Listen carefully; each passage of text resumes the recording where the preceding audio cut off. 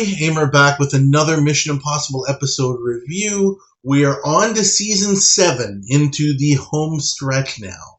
And I'm reviewing Episode 1 from that season, which is called Break! Exclamation mark. So this one starts with a jazzed and a bit of a sped up theme song during the opening credits.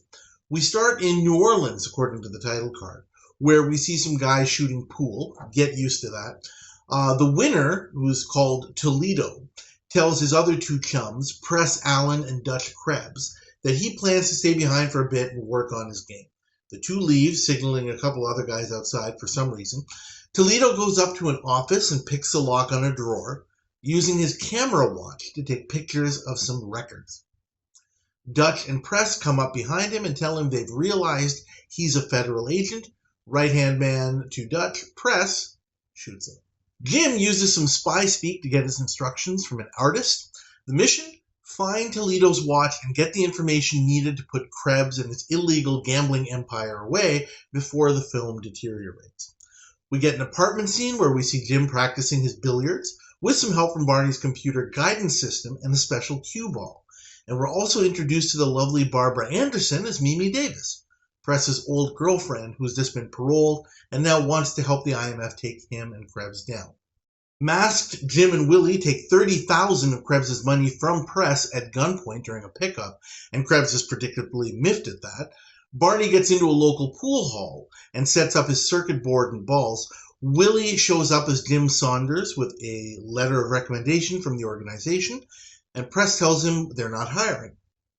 But Willie makes an impressive show of taking out one of Krebs's men, and Dutch tells Press to put him on the payroll. Jim shows up to the pool hall and says his name is Danny Jordan, with Mimi as his squeeze, wanting some high-stakes action.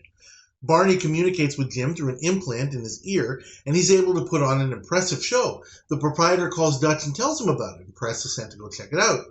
He finds Mimi at the bar, they catch up. She confirms that Jim's actually better at pool than he appears to be, and he demonstrates by making a ridiculously difficult shot with Barney's help, and says he's not interested in working with Press and Dutch.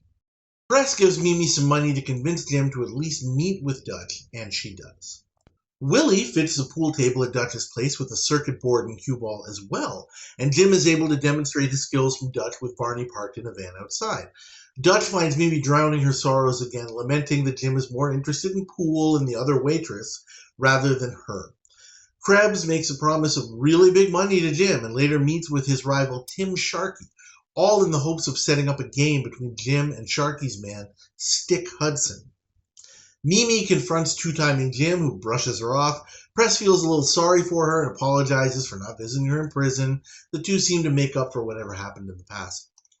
Jim starts his tour of duty with Krebs, and Press stops Mimi from distracting him. Mimi tells them she has something she wants to share for a piece of the action. Takes him to the IMF van, where they see Barney's manipulations and instructions to Jim to make the action look compelling. Barney and Mimi stage an argument for Dutch's benefit, and Dutch realizes he suddenly got a huge edge.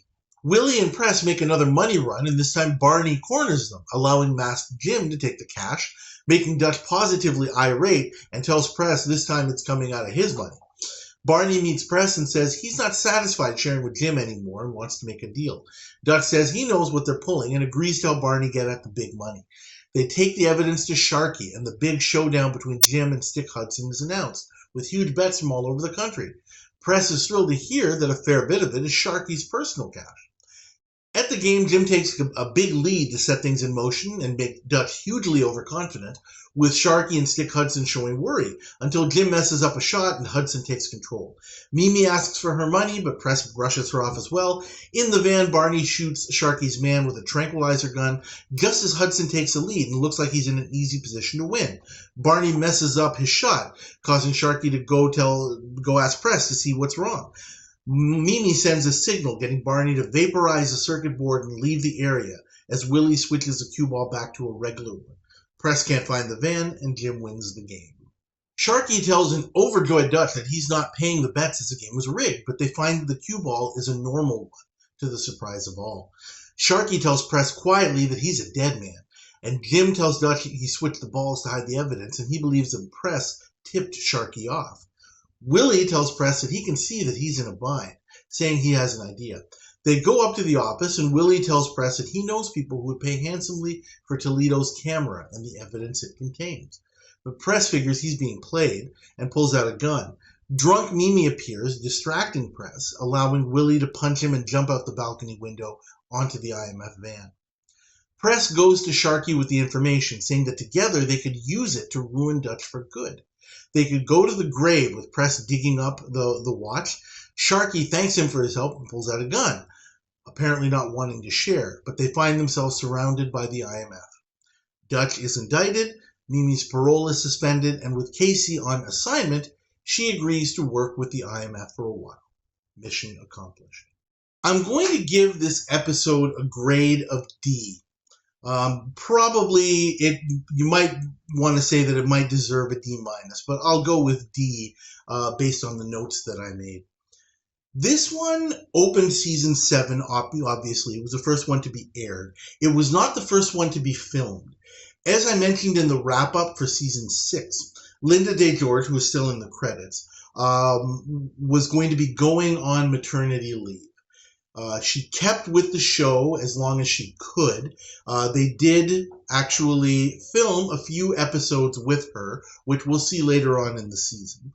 And then, when she had the baby, then she went on maternity leave, and that's where Barbara Anderson had to step in. There will actually be a couple of other guest female agents that we'll see during the season. But the producers decided to start with this episode, and we'll see the Barbara Anderson episodes first. And then I guess it'll appear in a large part that Linda DeGeorge will have kind of quote-unquote come back. So you'll kind of see how that goes. Starting with some things here that are good, and I kind of use that a little bit loosely here. The teamwork, I would say, in this episode is good. It's fine. I like the character of Mimi Davis. I think Barbara Anderson is a good fit for this show. I think it certainly helped. I believe she certainly benefited greatly from season 5 with Leslie Warren, because the audience and maybe the cast, Greg Morris, Peter Lupus, Peter Graves, maybe kind of got used to how to function with a younger female agent. I did point out, interestingly enough, that Linda DeGeorge is actually only a couple of years older than Leslie Warren, and Barbara Anderson happens to be only 1 year older than Leslie Warren and a year younger than Linda DeGeorge.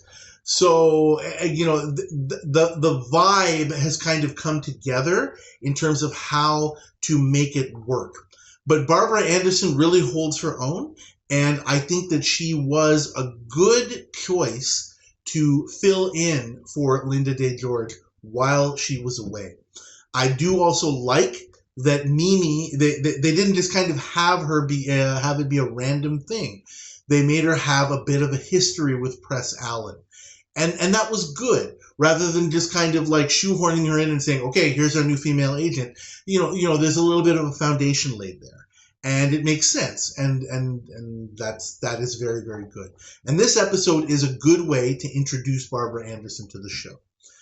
The counterpoint to that, and I'm going to basically move into the counterpoints here, is that this episode is rather a slow mover, especially during the billiard playing scenes. A fair bit of time is taken up with that, and there's really, really nothing new here. Just to kind of round out the good, we've got a good guest cast. We've got Robert Conrad, of course, as Press Allen.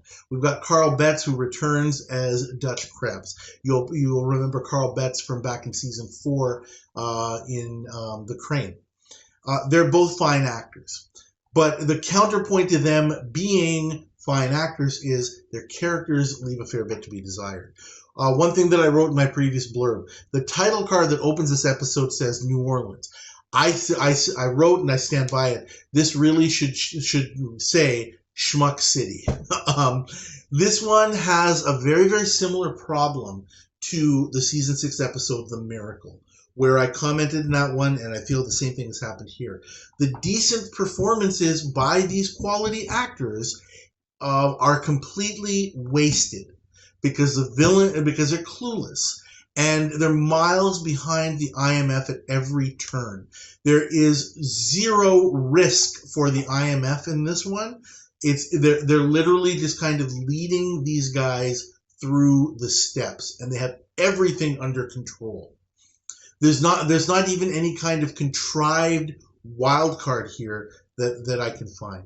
This is a pretty basic, maybe cookie cutter isn't the right term, but it's a pretty basic separate and mislead plot.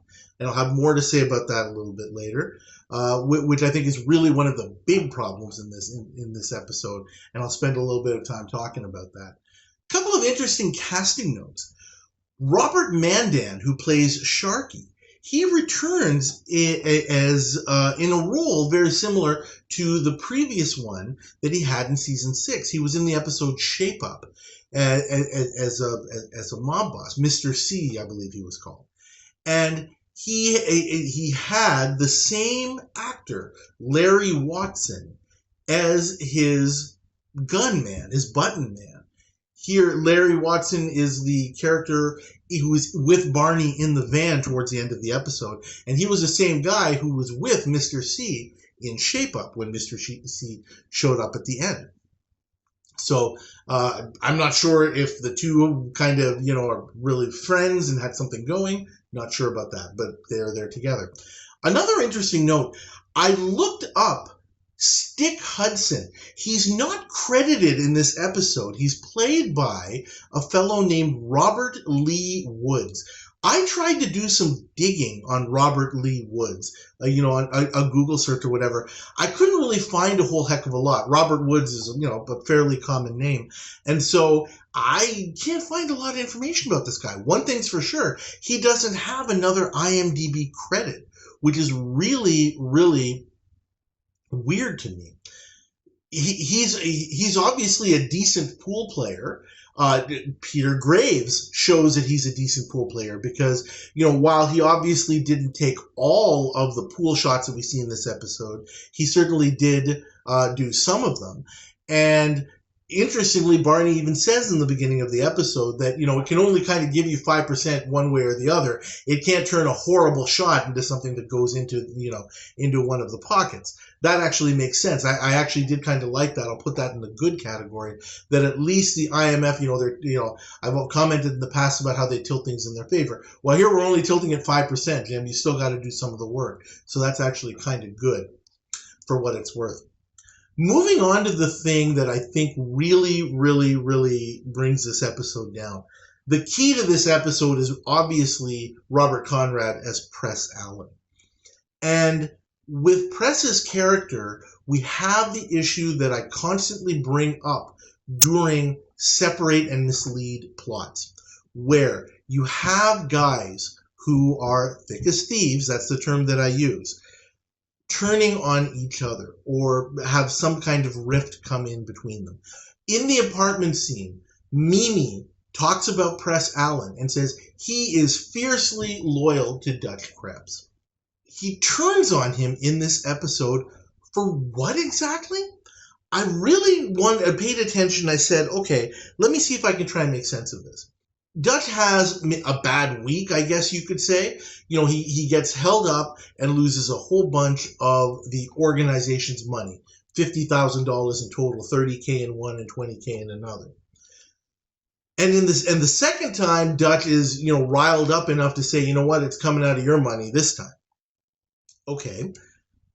But based on that, according to the way the plot kind of turns here, that makes Press desperate enough that Barney finds him outside and offers him a deal and says, hey, buddy, let's make some money here. And instead of Press going to Dutch, obviously it's a little bit too late for that. Dutch already knows what's going on. But instead of formulating a plan with Dutch Krebs and using that to say, hey, Dutch, you know what?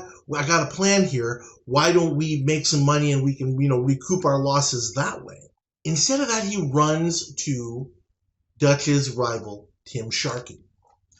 And I'm thinking about that, and I'm saying, that doesn't make the most sense to me, based on, I realize that that's the way that the plot kind of, saw itself come out. That's the way it was written.